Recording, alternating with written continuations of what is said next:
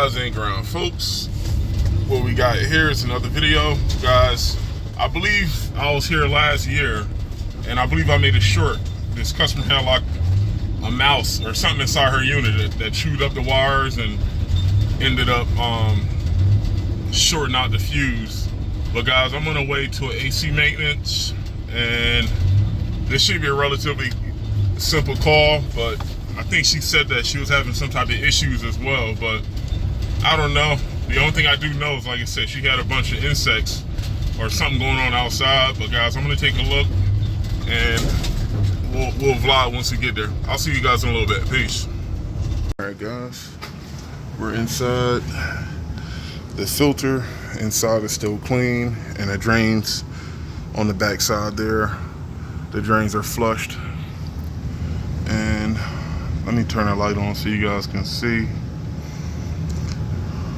And guys, right now it's not real hot, but it's definitely a heat load inside here. I want to say it's about 80 degrees outside right now. And our splits are spot on. And also the Remy Halo purifier that we put in a few years ago.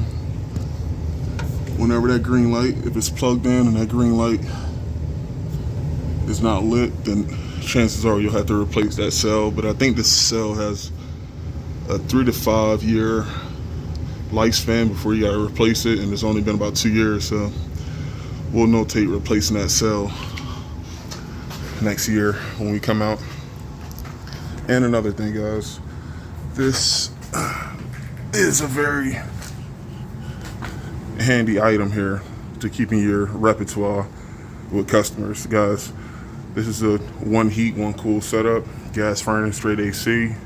However, guys, the thermostat wires used to be on the second floor, and the second floor, it's kind of hard to explain, but the location of that thermostat is not properly in the middle of the house. So as a result, guys, if let's say the thermostat was on the left side of the second floor, one side of the house would get way more colder than the other side. So guys, and unfortunately how the wires are ran, it was definitely ran pretty crazy.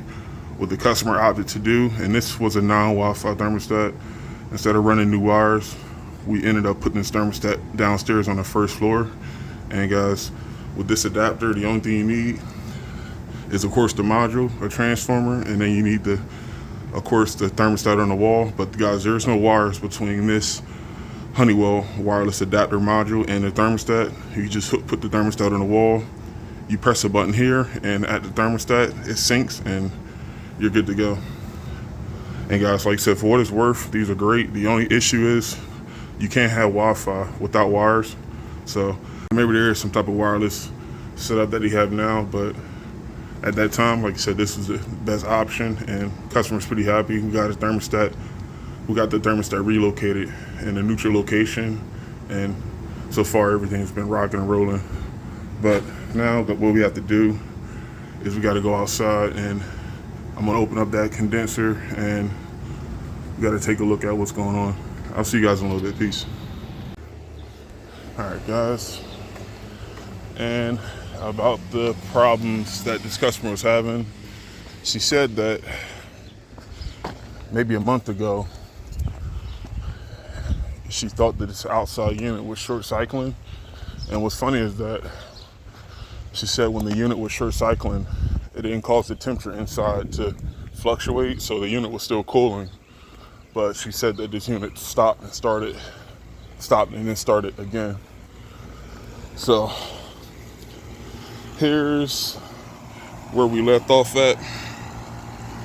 And guys, this is the thermostat wires. This is the line set. Before, the thermostat wires hanging on the ground. All I did was I repaired the wires, and I insulated them, and I strapped them higher up so it's not touching the ground.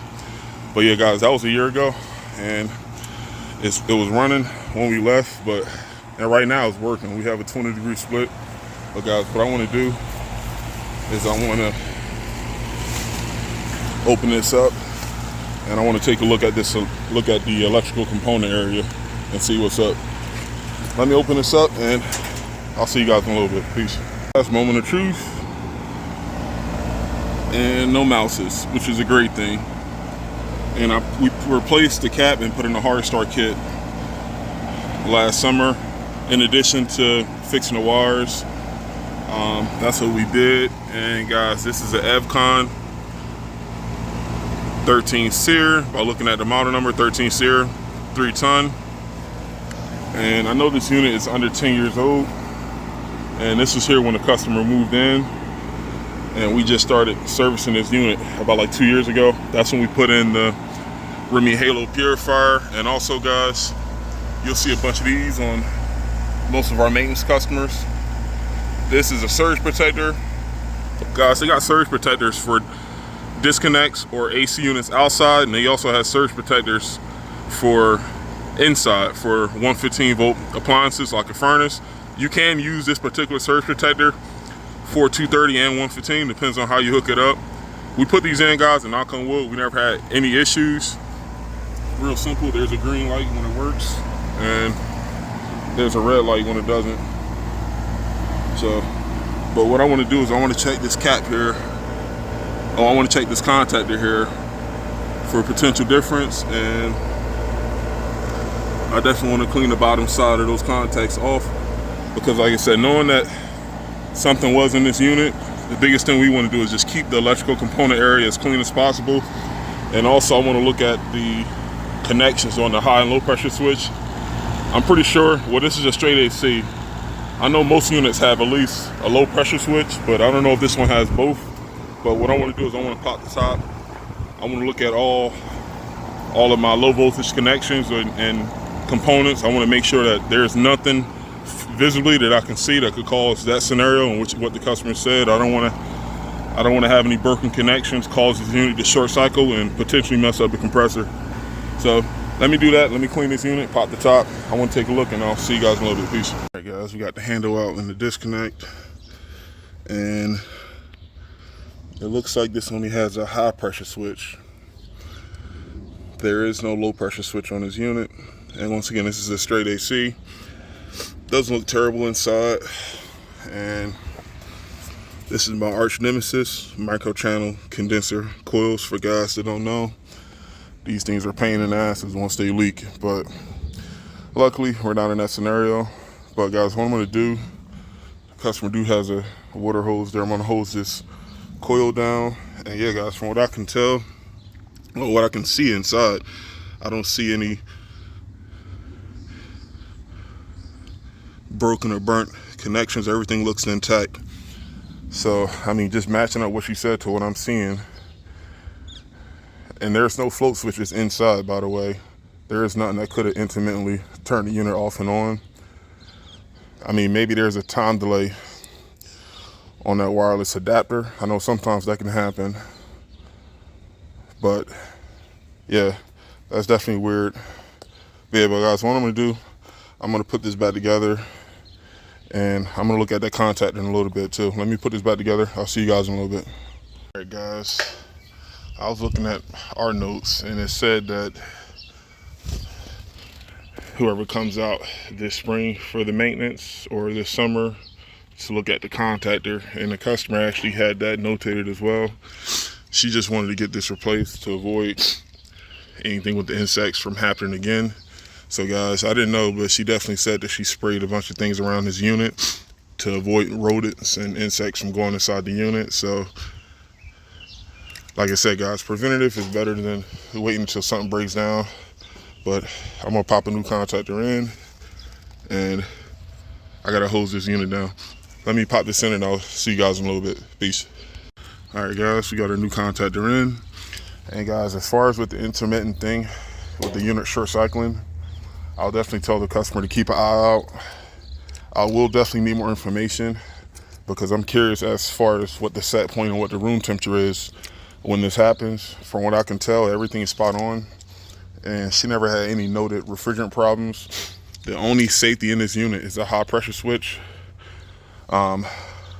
But what I might do, guys, I might just throw my gauges on and look at the head pressure as well after I hose the coil down. But the only thing that could intermittently cause this issue is the high pressure switch, and that only opens if your head pressure gets too high.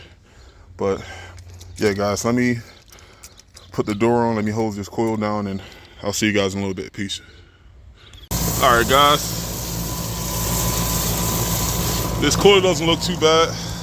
And once again, this is micro channel, so I'm not going to get too crazy with it. But they didn't look too bad from the inside out when I had the top open on that condenser. But yeah, I noted this in another video. Whenever a customer has a hose spigot accessible to the unit, we have hoses in the truck, but we always like to hose the coil down, because over time, guys, it's only a matter of time before pollen and just dust could clog up that coil and cause issues. But yeah, I'm gonna get my gauges and I'm gonna check the head pressure, and I'm gonna make sure we're not anywhere near the point of chipping out on the high head pressure. I'll be right back. All right, guys, I got my high side port on, and this is R410A. And guys, I let the coils dry, so we're not testing head pressure with a wet coil. That's another thing, guys. Whenever you hose the coil down, and if you're checking pressures, you want to wait a few minutes for the coil to dry, because otherwise you could read a lower than normal head pressure since the coil is wet. But right now everything's dry and it's holding firm at 275, which is great. Like I said, guys, if this thing was like touching 400, at that point I'll probably recommend taking the refrigerant out, pulling the deep vacuum, because this unit could have possible contaminants in the system. But yeah, guys, that's not the case. I'll definitely just let the customer know about that intermittent problem. Everything is working right now, but if it comes back, definitely I'll need more information as far as what the set point, what the room temperature is. But all of our safeties check out. There's nothing inside, once again, that could cause that intermittent problem, but we definitely checked out everything outside. The cap is still clean. The amps on our fan is rocking and rolling. That cap basically was put in last year, and our coils are clean. So guys, one by one, we pretty much eliminated most of a potential head pressure issue, whether it be a condenser fan motor overamping, a dirty coil, high head pressure. All that checks out pretty fine. Everything is within specs and clean. So yeah, guys, we just had to cross our T's and dot our I's, but our head pressure is stabilizing. It's not climbing up. So I'm gonna rock out. I got another job to get to. Peace out. I'll see you guys in the next one. Peace.